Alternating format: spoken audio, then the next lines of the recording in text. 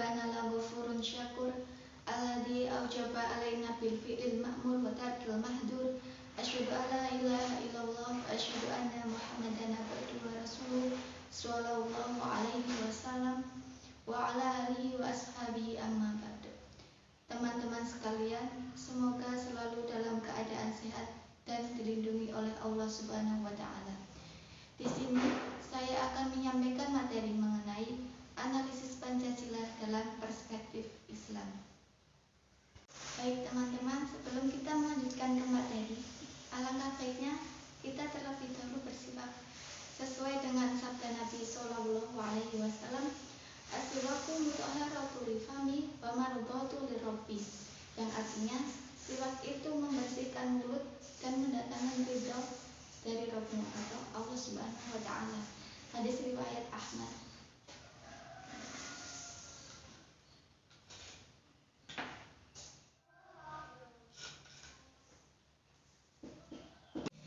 Baik teman-teman, yang pertama marilah kita mengetahui terlebih dahulu apa sih Pancasila itu.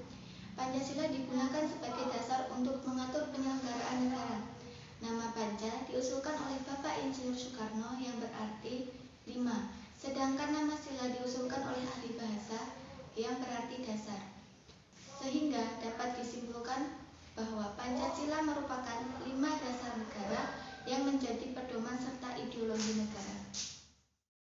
Islam menurut bahasa adalah agama yang diajarkan oleh Nabi Muhammad SAW berpedoman kitab suci Al-Quran yang diturunkan ke dunia melalui wahyu Allah Subhanahu wa taala. Selanjutnya yaitu pengertian Al-Quran. Al-Quran pada mulanya seperti qiraah, yaitu masdar dari kata qara'a, qiraatan dan Qur'anan.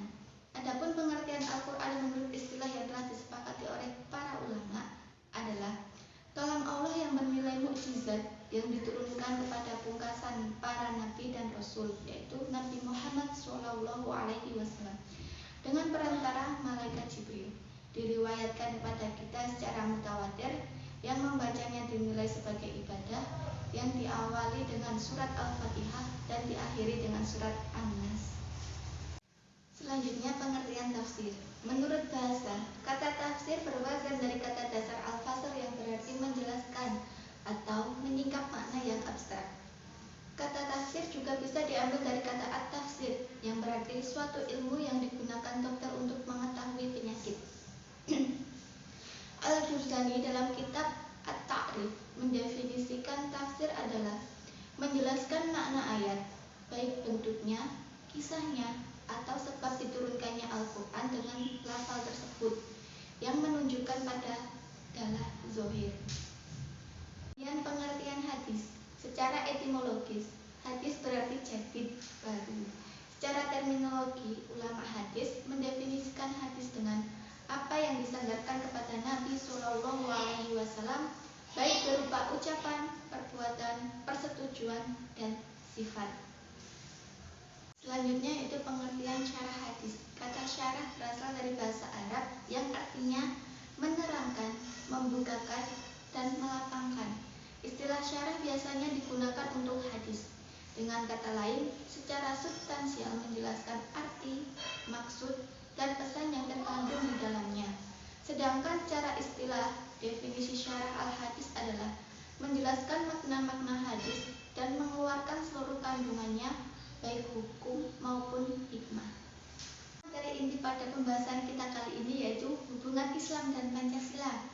Secara singkat dapat dijelaskan bahwa nilai-nilai Pancasila sejatinya adalah nilai-nilai universal yang luhur yang telah digali oleh pendiri bangsa Indonesia secara brilian. Semangat dari nilai-nilai Pancasila tersebut sangat sesuai dengan nilai-nilai Islam. Penegasan tersebut berdasarkan pemikiran bahwa yang dimaksud adalah nilai-nilai Pancasila bersesuaian dengan Islam tanpa harus menjadikan Indonesia sebagai negara Islam secara formal. Hal ini pula yang menjadi landasan untuk menyebut bahwa pada Pancasila terdapat 2 aspek, yaitu hablum minallah dan hablum minannas. Pancasila yang pertama yaitu ketuhanan yang Maha Esa, ialah kesesuaian dan sifat-sifat dan keadaan-keadaan dari dalam negara kita dengan hakikat Tuhan.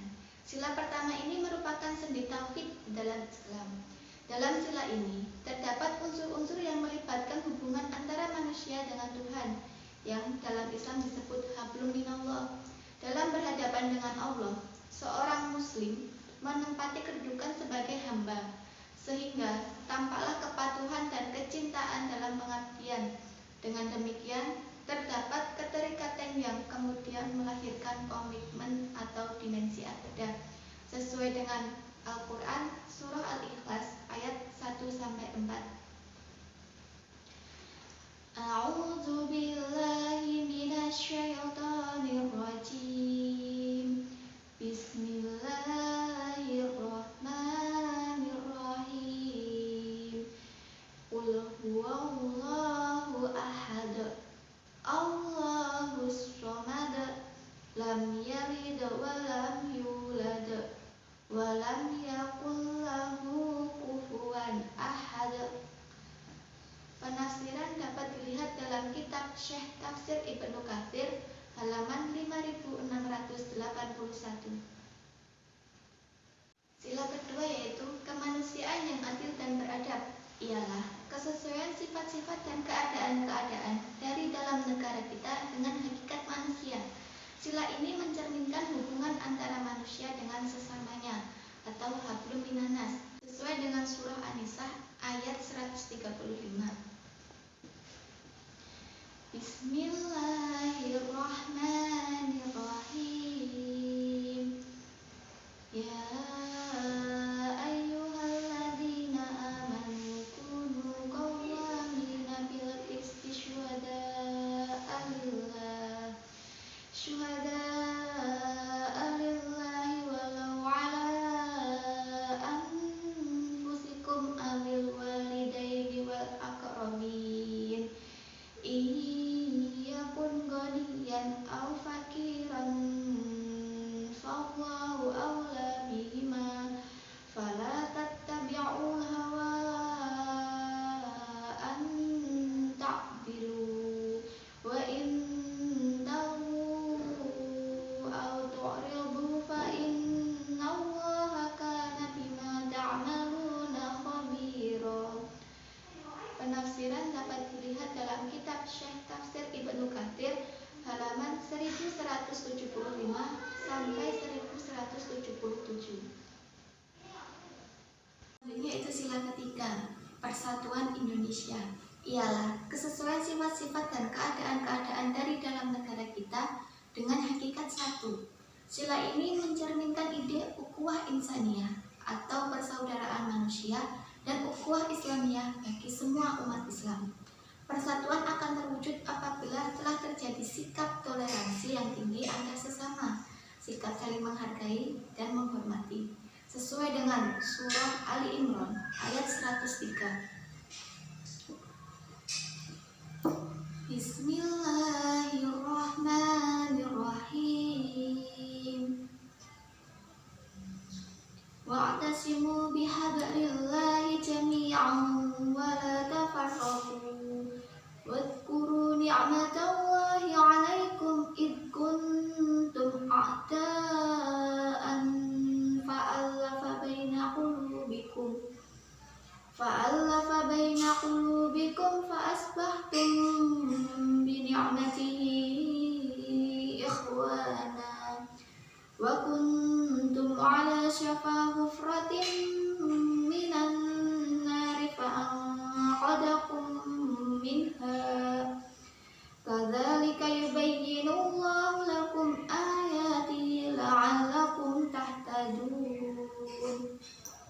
Penafsiran dapat dilihat dalam kitab Syekh Tafsir Ibnu Katsir halaman 826 sampai 830. Sila yang keempat yaitu kerakyatan yang dipimpin oleh hikmat kebijaksanaan dalam permusyawaratan atau perwakilan, ialah kesesuaian sifat-sifat dan keadaan-keadaan dalam negara kita dengan hakikat rakyat yang sejalan dengan prinsip Islam yaitu mudzakarah dan syura. Uniknya, prinsip syura ada di dalam Pancasila. Ini membuktikan bahwa perumusan Pancasila diambil dalam bentuk musyawarah bersama berbagai kalangan untuk mencapai kesepakatan sesuai dengan surah Asy-Syura ayat 38. Bismillahirrahmanirrahim. Walladzina istajabu li rabbihim wa aqamus shalah wa amruhum syura bainahum wa mimma razaqnahum yunfiqun. Penafsiran dapat dilihat dalam kitab Syekh Tafsir Ibnu Katsir halaman 4557 sampai 4558. Yang terakhir yaitu sila kelima berbunyi keadilan sosial bagi seluruh rakyat Indonesia ialah kesesuaian sifat-sifat dan keadaan-keadaan dari dalam negara kita dengan hakikat adil. Sejalan dengan prinsip keadilan dalam Islam, lebih spesifikasi lagi bahwa keadilan yang dimaksud yaitu dalam pemerataan rezeki berupa zakat, infak, dan sedekah. Dalam fikih, adil berarti memperlakukan setiap orang secara setara tanpa diskriminasi berdasarkan hal-hal yang bersifat subjektif. Dengan kata lain, unsur pertama keadilan adalah kesetaraan. Perbedaan suku, ras, dan yang lainnya tidak boleh menjadi alasan untuk mendiskriminasikan orang lain. Keanekaragaman bahasa, budaya, maupun warna kulit adalah salah satu tanda kebesaran Allah Subhanahu wa Ta'ala. Sesuai dengan surah An-Nahl ayat 90. Bismillahirrahmanirrahim. Innallaha ya'muru bil 'adli wal ihsani wa ita'i dzil qurba wa yanha 'anil fahsya'i wal munkari wal bagyi ya'idukum la'allakum tadhakkarun. Penafsiran dapat dilihat dalam kitab Syekh Tafsir Ibnu Katsir halaman 2736 sampai 2739. Demikianlah sedikit pemaparan materi mengenai analisis Pancasila dalam perspektif Islam dari saya. Banyak kurang lebihnya saya mohon maaf. Wabillahi taufiq wal hidayah. Wassalamualaikum warahmatullahi wabarakatuh.